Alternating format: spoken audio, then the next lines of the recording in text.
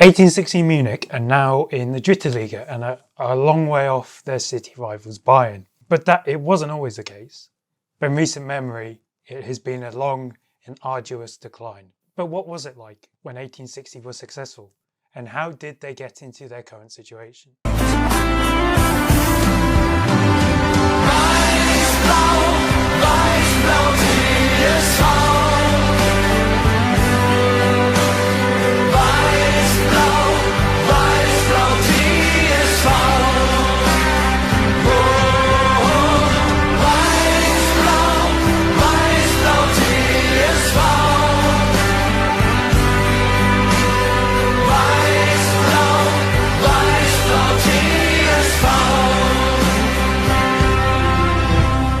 Now, as mentioned many a time, the early stages of German football and the formations of the teams were confusing. The football teams originated from sports teams, which were based on gymnastics associations, which is where the word Turnerverein comes from. So the club that became 1860 Munich, the football side, was originally created in 1864, but were disbanded and then re-established in 1860.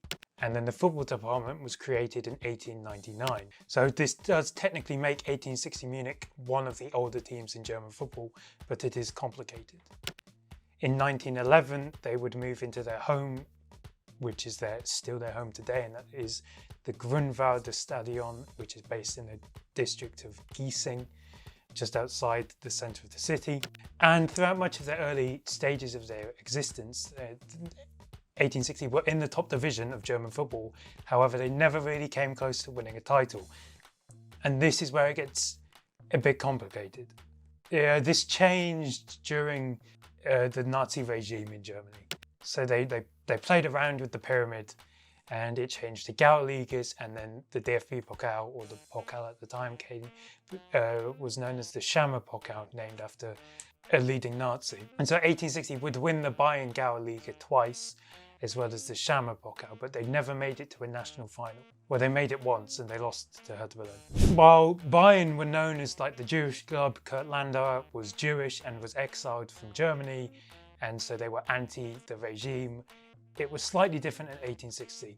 A man by the name of Wilhelm Hacker became president, and this then opened the door for members of the Nazi SA and the party itself to hold high-ranking roles at the club. The club would then also adopt the Führer paragraph, which meant that they got rid of any non-Aryan members or Jewish members of the club, and so like the decent athletes would be removed from the club and they would eventually be sent to concentration camps. And this association with local members of the Nazi party did play a role in helping 1860 from not going bust, as they did struggle financially. And so during this period, the club had to sell the Grunwalder to the city to help relieve them of their financial problems. And then following the collapse of the regime after the end of the World War II, 1860 were not as consistent and did drop into the regional second division in 1953. However, they would master a minor turnaround in their fortunes at the right time. And following promotion in 1957, in 1963, 1860 would win the Südoberliga, meaning they qualified for the soon-to-be introduced Bundesliga, despite their 12-year ranking putting them 7th, behind Bayern Munich. So it was a bit complicated how it's set up. There was a 12-year ranking to determine which teams from each regionalised league would play in the Bundesliga. 1860 weren't meant to be in the Bundesliga until they won the Südoberliga, and then from just a logical standpoint, it made sense to have the winners of the division that year in the Bundesliga. So it meant Bayern would be unable to qualify for the first division because of this rule of having one club from a city. However, despite the short-term success that would then follow at 1860, you could make the argument karma may be at play and could have cost 1860 a very prosperous future, missing out on both Gerd Müller and Franz Beckenbauer. Müller, it's the story that the Bayern scouts or people in charge got to Müller's parents' house, quicker than the 1860 equivalent did. And then the Beckenbauer story being the slap when he was playing against 1860's youth team, and that meant he was never going to play for them. And so, considering the long-term success of Bayern with these players, and what happens after this decade for 1860, maybe, they may have taken Müller and Beckenbauer than the Bundesliga spot. In the first ever Bundesliga season, 1860 would finish 7th.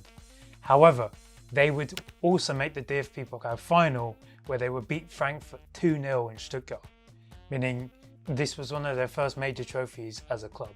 They would see improvement the following year as they finished 4th. Then the next year, not only would they see the promotion of the city rivals Bayern, led by a young trio of Beckenbauer, Müller and goalkeeper Sepp Maier, but they would also get the better of them, and they would win their first and only Bundesliga title.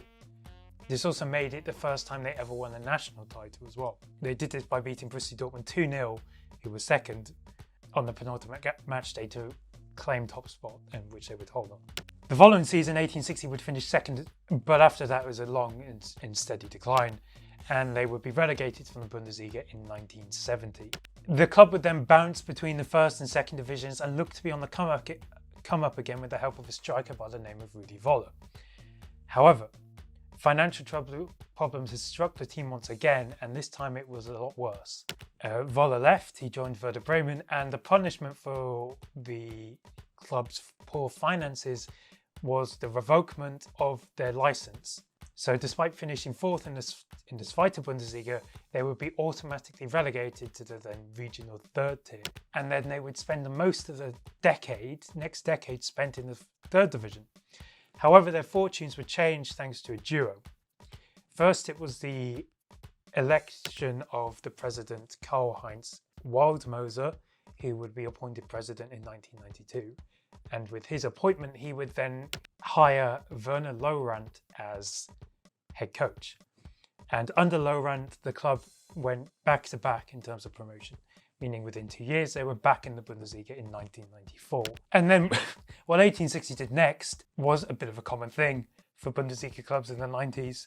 Granted, they had a good set of young players, for example, Jens Jeremies, who would play for Germany and eventually Bayern.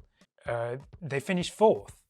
And along with these young players, they had the likes of Thomas Hassler, who they signed from Dortmund on a free transfer, and Abedi Pele, the father of Andre and Jordan Ayew, as they approached the end of their careers.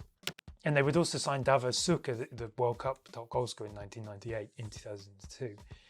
And in 2000, they would finish 4th, and which means they qualify for the Champions League. And you think, okay, we've got Champions League money now, we can start spending it. And they'll start spending Champions League money without the fact that they couldn't maintain Champions League success or qualifying for the league. And as we've seen with Dortmund, Bremen, Schalke, these clubs do this and it never works out, and then they put themselves in a hole.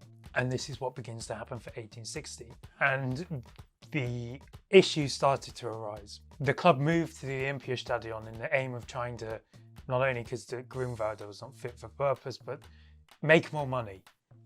But the move was unpopular because the Olympiastadion's just north of the centre of Munich, while Giesing is in the southern part. So it's slightly less accessible. And there's also a massive running track around it too. And then Wildmoser, who had masterminded this revival of 1860, he would be caught for tax evasion in 2003 and had to pay a fine. But then in 2004, it would get worse and he'll be forced to leave the club after he was arrested in relation to bribery offences with his son in relation to the construction of a stadium. Which stadium? The Allianz Arena. And it's a move which would cripple the club because the amount of money being invested into it just to receive only 50% of the ownership, because they obviously shared it with Bayern.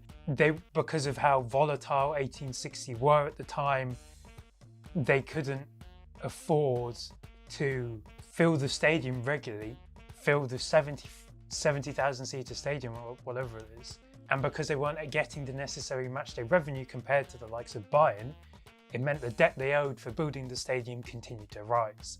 While the fans were also unhappy with the symbolic fact that they partnered up with Bayern to build the stadium. With all this and Wildmoser's departure, a power struggle then ensued within the higher-ups at 1860, and then along with this, the club would be relegated to the Zweite Bundesliga. And even during this time, Bayern had to help 1860 out in 2006, as they had to buy the club's shares in the Allianz for 11 million euros, as the club were at risk of going insolvent. And 1860 continued, like they were doing their best to try and get out of the Bundesliga, but it just wasn't happening. And then in 2011, their issues may have been solved and a saviour may have came in, when a Jordanian businessman by the name of Hassan Ismiak would have become an investor in the club. Ismiak would obviously receive 49% of the voting shares to comply with 50+1. He has actually since tried to get the club to become exempt from the rule and hold a majority of the voting rights. He actually holds a majority of the club, but not the voting rights. And obviously Ismiak's aim was to take 1860 back into the Bundesliga. He'd even promised to build a new stadium, whether that was upgrading the Grunwalder or building a completely new one, kind of flip-flopped. But once Ismiak took charge, it began a steady decline for 1860. They would fall down the Zweite Bundesliga table with a carousel of coaches, some near misses, some misses. I mean, Sven-Göran Eriksson nearly took charge but then declined the offer. A president at the club said, I want to bring Felix Magath in. It didn't happen. And then in 2016-17, they would lose the Zweite Bundesliga relegation playoff to Jan Regensburg. And that saw their relegation to the Dritte Liga, or so they thought. What had happened was Ismiak had refused to pay the necessary money for the club to obtain its license to play in the Dritte Liga. And so they missed the deadline and they would be relegated to the 4th tier without ever playing in the Dritte Liga. And that would be the Regional Liga Bayern. And during this time, the person who'd come in to act as a director of 1860 would leave his role, and again a constant carousel of not only coaches but people in higher up power too. The silver lining for this relegation is the fact that they could return to the Grunwalder, as the relegation meant their lease with the Allianz was terminated, because there's no way in hell a club in the 4th tier can afford, first of all, as well as fill a 70,000 seater stadium. But they would get immediately promoted back to the Dritte Liga after that one season, and since then they have just kind of fluctuated around mid-table of the 3rd tier. And then it took another turn. Ismiak's ownership last summer, when it was announced that he was going to sell the club and going to bring to an end his time as an investor, rejoice. This horrible owner will finally leave, and it looked like he was going to sell his shares to a Swiss investor. And then it collapsed. And the deal ultimately would not go through, and the Jordanian backtracked his desire to sell his stakes in the club, meaning Ismiak's stake. And then in the summer, Kevin Volland and Florian Niederlechner both returned to Munich in 1860.